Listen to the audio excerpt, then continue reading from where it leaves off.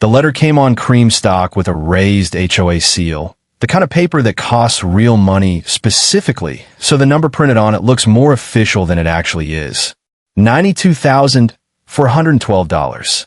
Cumulative daily fines for an unapproved fence encroaching onto association common area, retroactive to the date of installation, plus administrative and legal costs the board had apparently been quietly accruing against me for the better part of 6 months before anyone bothered to tell me about it. I read it twice at my kitchen table, set it down next to my coffee, and did something the board president, a woman named Patricia Renfrew, would come to regret having never once considered as a possibility. I picked up the phone and called the same survey crew I'd worked alongside for 38 years, and I told them I needed a full boundary retracement on my own property, done properly, tied to the original recorded monuments, because I had a strong suspicion the association was about to learn something about the ground under its own feet that it had spent 27 years getting wrong. Before I tell you exactly how that survey turned a $92,000 fine into a reckoning that reshaped an entire block of Fairview Ridge, you should understand who I am, because the reason I didn't panic reading that letter is the same reason this whole thing ended the way it did. My name is Everett Loman, 66 years old, licensed land surveyor for 38 years before I retired 3 years back. Most of that career spent doing exactly the kind of work that makes a story like this one almost inevitable once the wrong person decides to find the wrong retiree. Boundary retracements, plat corrections, easement disputes. The patient and occasionally maddening work of figuring out precisely where one piece of ground legally stops and another begins, using nothing but old iron pins, county monument records, and a stubborn refusal to accept everybody's always assumed as an adequate substitute for an actual recorded line. I've stood in more courtrooms as an expert witness than I can accurately count, watched more property disputes get resolved by a single properly executed survey than by any amount of shouting, and learned, over nearly 4 decades, that the person who is loudest about a boundary is very often the person who has never once actually had it surveyed. My wife Coral and I bought our place in Fairview Ridge 11 years ago, a quiet cul-de-sac development of 96 homes built out in phases between 1996 and 2004, backing onto what the HOA's own landscaping map called a community greenbelt buffer, a shallow, tree-lined swale running behind 18 lots on our block, mowed twice a month by the association's contracted crew and treated by every homeowner on that stretch, myself included, until roughly 8 months ago, as unambiguously HOA. On common area. I replaced my back fence last spring. The old one, cedar original to the house, had finally rotted past the point of patching, and I did what I do with every project on my own property. I found the 2 nearest recorded monuments on my rear lot corners, the original iron pins the county surveyor had set back when the subdivision was first platted in 1998, confirmed their positions against my own recorded plat, and built the new fence precisely on the line those monuments established, the exact same line the old fence had occupied for its entire 27-year life. Give or take the few inches any wooden fence naturally shifts over that many seasons of frost heave. Patricia Renfrew's Architectural Review Committee cited me 4 months later. Patricia was 60, had served as Fairview Ridge's HOA president for going on 5 years, and ran the association's compliance program with a rigor that would have been almost admirable if it had ever once been paired with actual accuracy.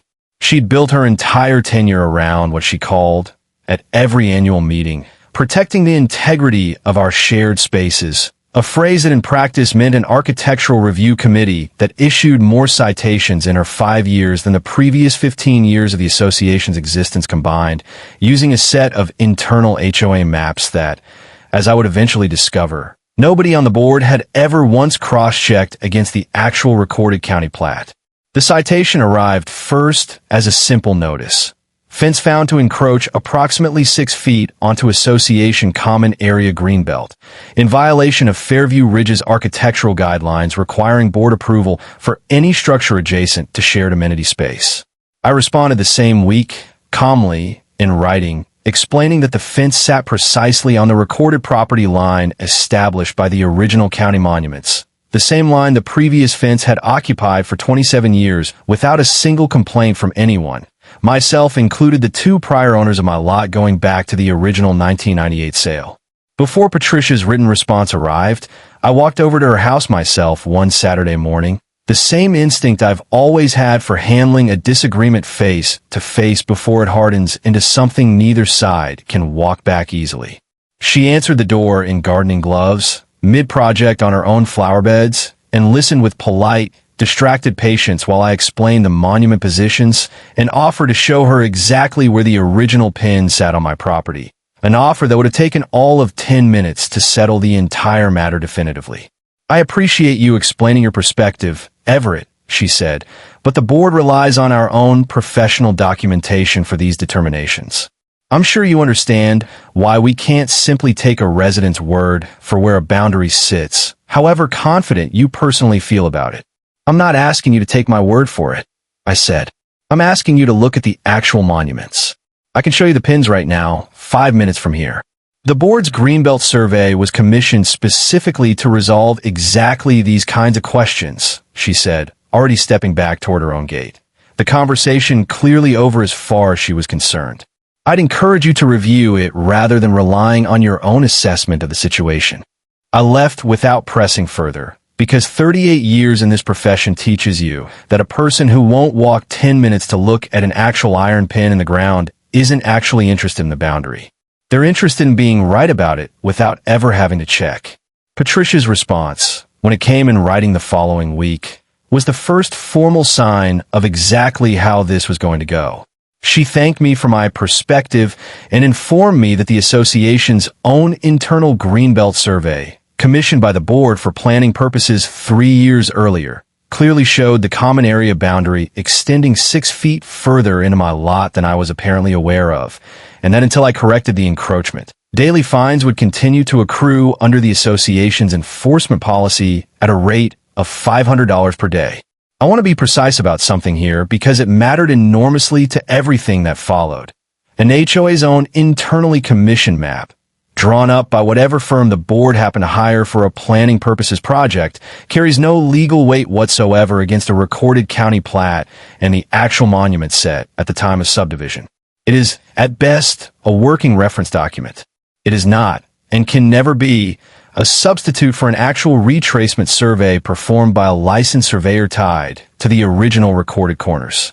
I know this not because I assumed it, the way most people assume things about property lines they've never actually had reason to question, but because it was quite literally my entire professional life for 38 years. I did not argue the point over the phone.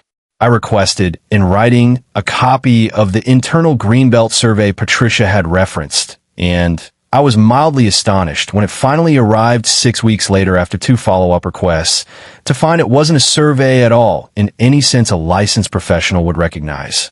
It was a rough sketch, unstamped, uncredentialed, produced by a landscaping design firm the board had hired to plan an irrigation upgrade, drawn from an aerial photograph with hand-annotated boundary estimates that the firm's own cover letter, buried on the second page, described as approximate and not intended for legal or boundary determination purposes. The HOA had been fining me $500 a day for 4 months and counting, based on a document its own author had explicitly warned should never be used for exactly the purpose Patricia was using it for. I called Priya Anand, a different case entirely from any land dispute you might have heard about before, though the name will sound familiar if you follow enough of these stories, because a good land use attorney tends to build a reputation county by county, and told her everything. She was quiet for a moment after I finished. "Everett," she said, "I need you to get a licensed boundary survey done immediately, properly executed, tied to the recorded monuments, and I need it before this fine climbs any higher. But knowing what you've just told me about your own background, I suspect you're already 3 steps ahead of me on that." I called Marcus Villanueva, a survey crew chief I'd trained myself 22 years earlier when he was fresh out of the state's licensing program, the same week the citation first arrived, and asked him to run a full retracement on my rear lot line, tied not to the HOA's landscaping sketch, but to the original recorded plat and the county's control monument network. The gold standard any licensed surveyor in this state is required to reference for exactly this kind of dispute. Marcus's crew spent the better part of 2 days on it. The same patient, unglamorous work I'd done 1,000 times myself over 38 years.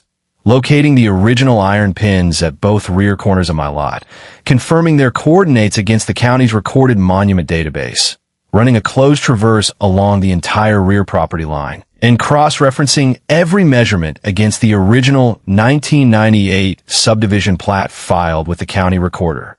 What Marcus found, once he called me with the preliminary results, was not simply confirmation that my fence sat correctly on my own property line, though it did, within 2 inches, well inside any reasonable surveying tolerance.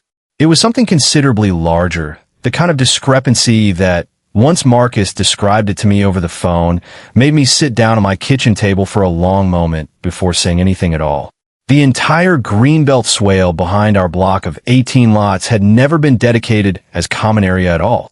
The original 1998 plat, which Marcus pulled and compared line by line against the association's declaration of covenants recorded that same year, showed the greenbelt buffer as a private drainage and landscape easement running across the rear 20 feet of each of the 18 affected lots.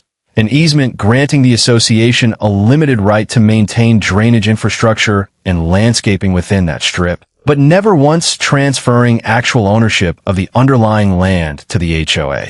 The land itself, all 20 feet of it behind every single one of those 18 lots, remained deeded to the individual homeowners, exactly the way my own lot's deed, which I'd owned and read closely for 11 years without ever once noticing the distinction mattered, plainly stated. Somewhere between 1998 and the association's aggressive expansion of community amenity, branding under Patricia's presidency, that easement had quietly, informally, and entirely without legal basis, come to be treated as fully HOA-owned common area, referenced that way in newsletters, in a landscaping firm's unstamped sketch, and, most consequentially, in Patricia's own citation against me. The board had spent 5 years, and likely longer under prior leadership, operating an enforcement and maintenance program over land it had never actually owned, treating a maintenance easement as full title, and had now, in my specific case, attempted to fine a homeowner $92,000 for building a fence entirely on his own deeded property, a full 20 feet inside the very strip the HOA had wrongly claimed to own outright. I called Priya back within the hour. "Everett," she said, once I'd walked her through Marcus's findings, "I need every page of that survey, the recorded plat, and the recorded declaration emailed to me today. I think we've gone from defending a fine to something considerably bigger than that." 2 nights after Priya's formal letter reached Patricia, laying out the survey findings and the plat discrepancy in careful detail, someone entered our detached garage, where I'd stored the original citation and a preliminary printout of Marcus's field notes on my workbench, and left the space visibly disturbed, drawers pulled open, papers scattered, though nothing of any real value taken. The workbench itself, the only thing that had clearly been searched with any purpose. Coral found it the next morning and called me in from a yard before either of us touched anything. Nothing had actually gone missing. Since I'd emailed every page to Priya the same day, I received them and kept the originals, out of the same habitual caution 38 years teaches a person, in a fireproof box inside the house rather than the garage. But the message, whoever intended it, was clear enough that I called the sheriff's non-emergency line anyway and filed a report, mostly so the timeline would exist somewhere official if it ever mattered later. It mattered later. Patricia's response, once Priya's formal letter reached her, laying out the survey findings and the plat discrepancy in careful, methodical detail, was not what I'd call measured. She did not acknowledge the survey. She did not withdraw the fine. Instead, she sent an HOA-wide email, I still have it, forwarded to me within the hour by 3 separate neighbors, describing a resident disputing the association's long-established greenbelt boundaries based on a self-commissioned survey, a description that conveniently omitted the fact that self-commission meant performed by a licensed professional tied to recorded legal monuments. While her own basis for the fine remained an unstamped landscaping sketch its own author had explicitly disclaimed. She closed the email announcing that the board would be commissioning an independent professional survey to definitively resolve the matter. A survey that, she assured residents, would confirm the association's rightful claim to the Greenbelt once and for all. I told Priya I welcomed it. 38 years in this profession teaches you that a genuinely independent, competently executed survey will always find the same answer a genuinely independent, competently executed survey finds, regardless of who's paying for it, because the monuments and the recorded plat don't change their story, depending on who asks the question. Castellan Land Consultants, the firm Patricia's board ultimately selected, sent a 2-person crew out over the course of a full week, considerably more thorough than Marcus's initial retracement had needed to be, because Patricia's board had specifically instructed the firm to survey the entire Greenbelt corridor rather than just my own lot, apparently hoping the broader survey might somehow produce a different answer once averaged across more property, the way a person sometimes hopes a second opinion will simply agree with them by virtue of costing more money. I watched them work from my own back porch more than once, recognizing every step of the process from the inside, the way you recognize a familiar tune even played by an unfamiliar band, the total station setups at each recovered monument, the careful cross-referencing against the county's control network, the patient, repetitive verification that separates a survey that will hold up in court from one that merely looks official on letterhead. Their report, 17 pages, stamped and sealed, arrived at the board office 6 weeks later and confirmed every single finding Marcus had already reached, lot by lot, corner by corner, down to a fraction of an inch of agreement between 2 entirely independent survey crews who had never once compared notes. Patricia, faced with her own commissioned survey, confirming everything I had already told her 6 weeks earlier, did the thing that people in these situations seem to do with startling regularity once they've spent enough of their own credibility insisting they couldn't possibly be wrong. She escalated rather than retreated. She did not withdraw the fine. She proposed instead, at the next board meeting, an emergency special assessment to fund what she called formal condemnation proceedings to properly establish the association's common area rights going forward. A proposal that would have required the HOA to actually purchase, at fair market value, 20 feet of privately deeded land across 18 separate lots. A project her own treasurer, a soft-spoken man named Douglas Faraday, who had grown steadily more uneasy over the preceding weeks. Watching Patricia dig in against her own commissioned survey, estimated at close to $400,000 once appraisal, legal, and acquisition costs were accounted for, a number that would have required a special assessment roughly 8 times larger than anything the association had ever levied in its history.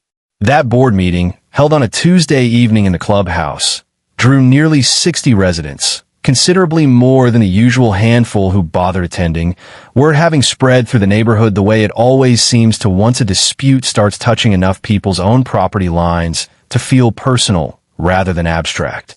I attended this one, at Priya's suggestion, though she'd advised me to say as little as possible and let the document speak first. Patricia opened by presenting Castellan's survey findings in the driest, most technical language possible, clearly hoping to move past them quickly toward her condemnation proposal without residents fully absorbing what the findings actually meant. Douglas Faraday, sitting at the far end of the board table, interrupted her midway through, asking plainly what considered simply acknowledging the boundary as it had always legally existed, continuing the maintenance easement arrangement exactly as recorded in 1998, rather than spending $400,000 in special assessments to purchase land the association had mistakenly believed it already owned for over 2 decades. The board has a responsibility to protect the community's shared assets, Patricia said, regardless of what a technical survey happens to say about paperwork from nearly 30 years ago. A woman 2 rows behind me, whom I didn't recognize but later learned was Marjorie Kessler, one of the other 17 homeowners along the affected Greenbelt stretch, stood up without waiting to be called on. "Are you telling us," she said, "that my property, the land I've paid taxes on for 11 years, actually extends 20 feet further than I thought it did? And instead of just telling me that plainly, the The board want me to pay a special assessment to buy back land that was already mine? It's more complicated than that, Mrs. Kessler, Patricia said, though her voice had lost some of the smooth authority it had carried at the start of the meeting. Is it? Marjorie said, because it sounds fairly simple to me. Either it's my land or it isn't. Your own survey says it is. So what exactly are we voting on tonight? A man near the front, whom I recognized as one of the other 17 affected homeowners, someone I'd only ever exchanged waves with at the mailbox, raised his own hand. I paid an $8,000 fine 2 years ago for a shed placement I was told encroached on the greenbelt, he said. Is that fine going to be looked at too? Or is this only being addressed because Mr. Loman happened to be a surveyor and knew how to fight it? The room, according to 3 separate accounts I heard afterward from residents who'd been there, went very quiet at that particular framing. The specific quiet of a room full of people doing arithmetic on their own property lines for the first time in their lives and not liking where the numbers were landing. Patricia did not have a good answer, and the meeting adjourned 20 minutes early without a vote on the condemnation proposal, amid a murmur that Douglas Faraday described to me the following week, over coffee at a diner off the highway, as the sound of a board losing a room it had controlled for 5 straight years. What emerged over the following month? Once Priya formally requested the association's complete financial and enforcement record for the preceding 3 years, part of the discovery process attached to the counterclaim she by then filed on my behalf was considerably worse for Patricia than a single mistaken survey ever could have been on its own. Douglas Faraday called me himself before the formal records request was even fully processed, asking to meet somewhere away from the neighborhood. And I agreed, mostly out of curiosity about what would make a sitting board treasurer want to talk to the resident his own president had just spent 6 months trying to fine into submission. We sat in a booth at a diner off the highway, and he slid a thin folder across the table before he'd even finished his coffee order. I've been treasurer for 4 years, he said. I signed off on budget line items I never fully questioned, including the landscaping firm's original sketch, because Patricia presented it as routine planning documentation, not enforcement evidence. Once your attorney's letter came in with the actual recorded plat attached, I went back and reread every citation this board has issued referencing the greenbelt boundary for the past 3 years. All of it, every single fine, traces back to that same unstamped sketch. He tapped the folder. 14 households. $340,000. Near enough, once I added it all up properly. I didn't run for this board to be the guy who signs checks for a mistake nobody bothered to check twice. So, I started keeping my own copies of everything about 6 weeks ago, in case it ever came to this. I asked him why he hadn't simply raised it at a board meeting instead. I tried twice quietly, he said. Patricia's response both times was that questioning the greenbelt boundary now, after 5 years of consistent enforcement, would open the association up to liability it couldn't survive, which I now understand was probably true, just not in the direction she meant it. He pushed the folder the rest of the way across the table. I'd rather this get fixed properly than get buried until it's my name on the liability instead of hers. I handed the folder to Priya the same afternoon. The unstamped landscaping sketch that had originally justified my fine, it turned out, had been commissioned not for an irrigation planning project at all. The reason Patricia had originally given residents, but specifically as supporting documentation for an expanded architectural enforcement program Patricia had championed her 2nd year in office, a program that had, in the 3 years since, generated $340,000 in cumulative fines against homeowners along the Greenbelt corridor for fence placement, landscaping encroachment, and structure setbacks, every single one of them calculated against a boundary line that had never once been legally accurate. 14 of the 18 affected homeowners, Douglas's own records showed once he began quietly compiling them, had paid fines ranging from $2,000 to $31,000 over that period rather than fight the association.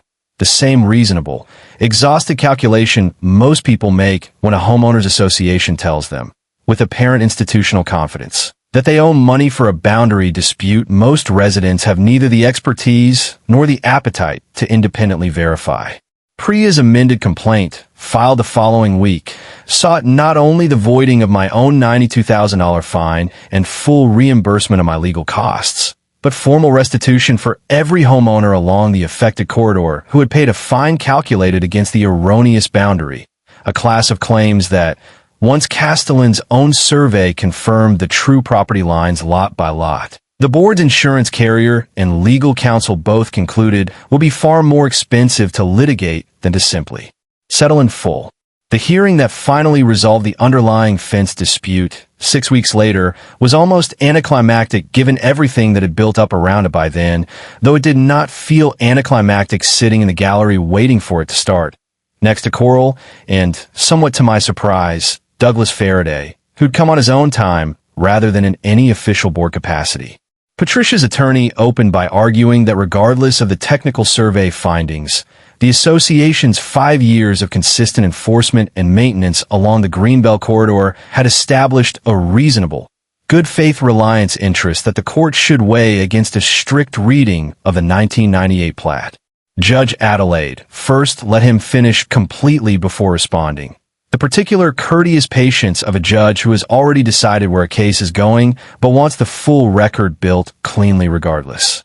Counsel, she said, I have in front of me your own client's commission survey, prepared by a licensed firm your client selected and paid for, confirming that the plaintiff's fence sits entirely within his deeded property, and that the Greenbelt corridor was never dedicated as common area under the recorded declaration. On what basis does the association continue to assert a violation? Your Honor, the association would argue the equities of 5 years of. That's not what I asked, counsel. Judge first said, setting her pen down with the specific quiet finality Priya had warned me to watch for. I asked what legal basis remains for the fine, given your own client survey. Not what feels fair to the association after the fact. Those are different questions. And I'd like an answer to the one I actually asked. He didn't have one, because there wasn't one to give. Patricia, seated at the plaintiff's table in a blazer considerably less composed than the one she'd worn to every meeting I'd ever seen her run, stared straight ahead through the rest of the ruling without once looking toward the gallery. The fine was voided in full, with prejudice. The court specifically noting the fine had been calculated against a boundary the association's own subsequently commissioned survey confirmed was never legally accurate. The court awarded my legal costs in full and referred the broader pattern of fines against the other 17 affected homeowners to a separate proceeding, given the scale of the class-wide restitution claim by then attached to the case. Patricia did not run for re-election that spring. She announced, in a brief statement to the community, that she was stepping back to focus on personal priorities, a phrase that mentioned nothing about the survey, the fines, or the $340,000 in restitution the association's new board, led by Douglas Faraday, once he was elected president by a wide margin, ultimately negotiated to return to the 14 affected homeowners over the following year, funded in part through the association's insurance carrier and in part through a modest special assessment that, unlike Patricia's proposed condemnation fund, every resident I spoke with afterward described as entirely fair, since it was, at last, actually correcting something rather than compounding it.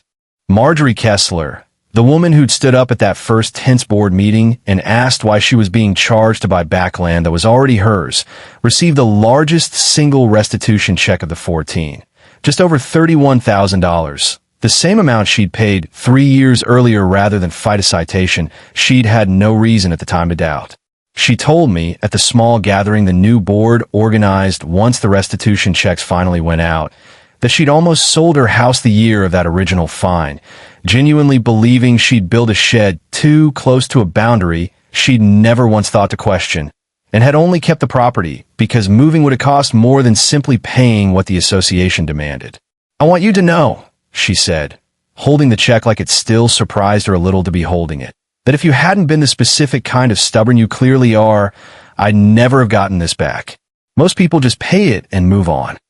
I told her most people don't have 38 years of knowing exactly which questions to ask, and that the real credit belonged to a set of iron pins that had been sitting quietly in the ground since 1998, patient enough to still be there the day somebody finally thought to look. The new board's first formal action, at Douglas's insistence, was to commission a complete, professionally stamped boundary survey of the entire community, recorded permanently with the county, cross-referenced against every existing HOA map and landscaping document, with a standing policy requiring any future enforcement action referencing a property line to cite the recorded survey specifically, by page and monument number, rather than any internal sketch, estimate, or long-established understanding the board might otherwise be tempted to rely on. I still have the original citation, the one printed on cream stock with a raised seal, in a frame in my garage now, next to the survey plat Marcus's crew produced that first week, the one that started the whole thing unraveling. Coral asked me once, not long after the settlement finally closed, why I'd bothered framing a $92,000 fine instead of simply throwing it away the moment it was voided. Because for 4 months, I told her, an entire homeowners association was absolutely certain about where a property line sat, based on a document its own author explicitly said shouldn't be used for that purpose. And it took one licensed survey, tied to monuments that have been sitting quietly in the ground since 1998, to prove every bit of that certainty was worth exactly nothing. She didn't argue with that. In 38 years, I found almost nobody ever does, once they've actually seen the pins in the ground for themselves. Douglas Faraday's new board adopted a standing rule at its very first meeting. One he told me afterward he drafted himself the same week he handed Priya that folder in the diner booth.